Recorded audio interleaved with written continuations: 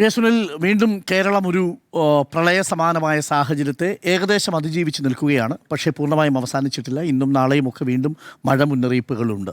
അതിനിടയിലാണ് ഇപ്പോൾ ഈ രാഷ്ട്രീയ വിവാദം വന്നിരിക്കുന്നത്. മുഖ്യമന്ത്രിയുടെ ഹെലികോപ്റ്റർ യാത്രയെക്കുറിച്ച്, പൊന്നാനിയിലുള്ള ഘടകകക്ഷി നേതാവിൻ്റെ വീട്ടിലെ വിരുന്ന് സൽക്കാരത്തെക്കുറിച്ച്, ഇന്ന് എറണാകുളത്ത് ഉദ്ഘാടനം ചെയ്യപ്പെട്ട ജൂവലറിയുടെ ഉദ്ഘാടനവുമായി ബന്ധപ്പെട്ട് ഇതൊരു ദുരന്തമുഖത്ത് നിൽക്കുമ്പോൾ മുഖ്യമന്ത്രിയിൽ നിന്ന് പ്രതീക്ഷിച്ചതല്ല എന്ന മട്ടിലാണ്.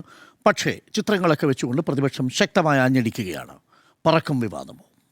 ഇതൊരു വലിയ വിവാദമാണ്. ഇത് വിവാദം എന്ന് പറയുന്നതിനേക്കാൾ വളരെ ഗൗരവമായൊരു വിഷയമാണ്. ഇപ്പോൾ 3 ജില്ലകളിൽ വലിയ ദുരിതമാണ്, മഴ ദുരിതമാണ്, പ്രകൃതി ദുരന്തമാണ്. അത് പത്തനംതിട്ടയിലാണ്, കോട്ടയത്താണ്, ഇടുക്കിയിലാണ്. ഇവിടെയൊക്കെ തന്നെ കനത്ത മഴയാണ്. ഇതേ തുടർന്ന് ലാൻഡ് സ്ലൈഡ് ഉണ്ട്, ഉരുൾപൊട്ടലുണ്ട്. ഇപ്പോൾ റാന്നിയൊക്കെ തന്നെ വെള്ളത്തിനടിയിലാണ്. ഇപ്പോഴും വെള്ളം ഇറങ്ങിപ്പോയിട്ടില്ല. ജനങ്ങൾ ദുരിതത്തിലാണ്. നൂറുകണക്കിന്, ആയിരക്കണക്കിന് കുടുംബങ്ങളെ മാറ്റിപ്പാർപ്പിച്ചിട്ടുണ്ട്. പലരും ദുരിതാശ്വാസ ക്യാമ്പുകളിലാണ്.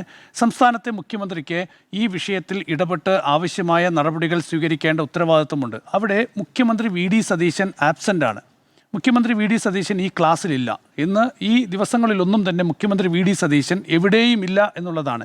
നമ്മൾ കണ്ടിട്ടില്ല ഒരു വാക്ക് പോലും. മുഖ്യമന്ത്രി വി.ഡി. സതീശൻ്റെ ഒരു പ്രസ്താവന, ഒരു ആശ്വാസവാക്ക്, എല്ലാവർക്കും സഹായം ഉറപ്പാക്കും, ആരും ബുദ്ധിമുട്ടുന്നൊരു സാഹചര്യം ഉണ്ടാകില്ല. ഇന്ന് പല ദുരിതാശ്വാസ ക്യാമ്പുകളിലും ഷെൽട്ടർ ഹോമുകൾ, ദുരിതാശ്വാസ ക്യാമ്പുകളിലൊന്നും തന്നെ ഭക്ഷണം എത്താത്ത സാഹചര്യം ഉണ്ടായിട്ടുണ്ട്. അപ്പോൾ പലയിടത്തും ഏകോപന പ്രശ്നമുണ്ട് എന്ന് ഭരണപക്ഷത്തെ MLA-മാർ തന്നെ ചൂണ്ടിക്കാണിക്കുന്ന സാഹചര്യമുണ്ട്. അപ്പോൾ റവന്യൂ വകുപ്പിൻ്റെ ഏകോപനക്കുറവുണ്ട്, മുഖ്യമന്ത്രിയുടെ ഓഫീസിൽ നിന്നുള്ള ഏകോപനക്കുറവുണ്ട്. പക്ഷേ അപ്പോഴാണ് നമ്മൾ ഈ മുഖ്യമന്ത്രിയുടെ ഈ 2-3 ദിവസത്തെ ഷെഡ്യൂൾ സംബന്ധിച്ചുള്ള വിവരങ്ങൾ പുറത്തു വരുന്നത്.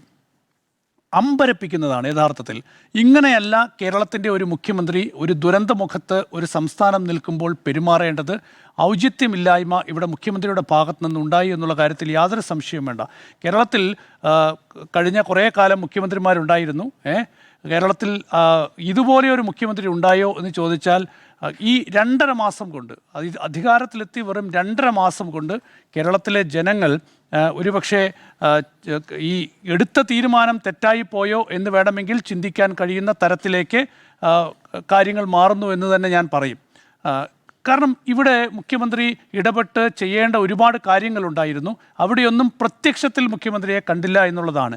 ഇപ്പോൾ നമുക്ക് വരുന്ന വിവരം എന്ന് പറയുന്നത് സംസ്ഥാന ദുരന്ത നിവാരണ അതോറിറ്റിയുടെ ചുമതല റവന്യൂ വകുപ്പ് മന്ത്രിക്ക് കൈമാറിയ ശേഷം അദ്ദേഹം പോയി എന്നുള്ളതാണ്. അതായത് മുഖ്യമന്ത്രിയാണ് അതിൻ്റെ ചെയർമാൻ. അപ്പോൾ വൈസ് ചെയർമാനായ സംസ്ഥാന റവന്യൂ മന്ത്രിയെ അതിൻ്റെ ചുമതല, സംസ്ഥാന ദുരന്ത നിവാരണ അതോറിറ്റിയുടെ ചുമതല ഏൽപ്പിച്ച് നിങ്ങൾ എന്താ വേണ്ടത് ചെയ്തോളൂ എന്ന് പറഞ്ഞ് മുഖ്യമന്ത്രി പോയി എന്നുള്ളതാണ്. 31-ാം തീയതിയാണ് മുഖ്യമന്ത്രി തിരുവനന്തപുരത്ത് നിന്ന് എറണാകുളത്തേക്ക് വരുന്നത്.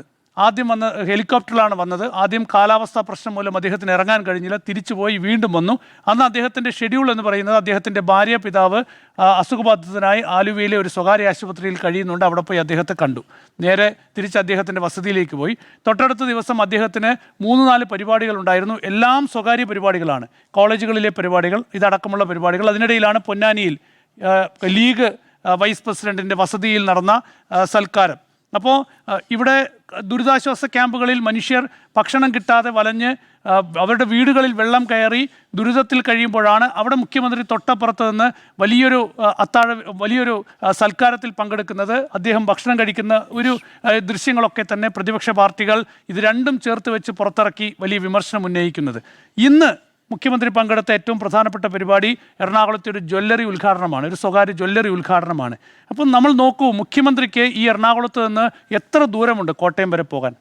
ഒന്ന് പോയി ആ ദുരന്ത മേഖലയിൽ സന്ദർശിച്ച് അവിടുത്തെ ഒരു ദുരിതാശ്വാസ ക്യാമ്പിൽ പോയി അവിടുത്തെ ജനങ്ങൾക്ക്, അവിടെ കഴിയുന്ന പാവപ്പെട്ട മനുഷ്യർക്ക് 2 ആശ്വാസ വാക്കുകൾ നൽകാൻ, അതുപോലെ തന്നെ വേണ്ട ഈ ഏകോപനവുമായി ബന്ധപ്പെട്ട കാര്യത്തിൽ വേണ്ട ഇടപെടലുകൾ നടത്താൻ കേരളത്തിൻ്റെ മുഖ്യമന്ത്രിക്ക് ഉത്തരവാദിത്വമില്ല എന്നൊരു വലിയ ചോദ്യമാണ്. ഇത് നിസ്സഹായതയിൽ ചോദിക്കുന്ന ഒരു ചോദ്യമാണ്. കാരണം നോക്കൂ, ഇങ്ങനെയല്ല കേരളത്തിൻ്റെ മുഖ്യമന്ത്രി പെരുമാറേണ്ടിയിരുന്നത്. ഈ 3 ദിവസങ്ങളിൽ ഇങ്ങനെയല്ല കേരളത്തിൻ്റെ മുഖ്യമന്ത്രി പെരുമാറേണ്ടിയിരുന്നത്. അതുകൊണ്ട് എനിക്ക് തോന്നുന്നു വലിയ പിഴവ് മുഖ്യമന്ത്രിയുടെ ഭാഗത്തു നിന്ന് ഇക്കാര്യത്തിൽ ഉണ്ടാകുന്നുണ്ട്. ഇത് കേരളത്തിലെ ജനങ്ങൾ തെരഞ്ഞെടുത്ത് അധികാരത്തിലേറ്റിയ മുഖ്യമന്ത്രിയാണ്. അവർ വലിയ പ്രതീക്ഷ മുന്നോട്ട് വെച്ചാണ് കേരളത്തിൽ ഇങ്ങനെയൊരു ഭരണമാറ്റം തീരുമാനമെടുത്തത്. വി.ഡി. സതീശനെ മുഖ്യമന്ത്രിയാക്കാനായി കേരളത്തിൽ കണ്ടിട്ടുള്ള വലിയ കോലാഹലങ്ങൾ നമ്മൾ കണ്ടതാണ്. വി.ഡി. സതീശനെ മുഖ്യമന്ത്രിയാക്കാവൂ എന്ന് പറഞ്ഞ് ഡൽഹിയിൽ വരെ പ്രതിഷേധത്തിന് പോയവരുണ്ട്.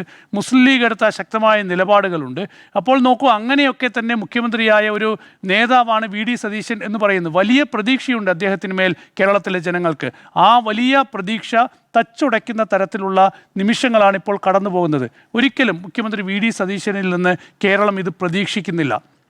കുറച്ചുകൂടി അദ്ദേഹം ഔചിത്യപരമായി പെരുമാറേണ്ടിയിരിക്കുന്നു.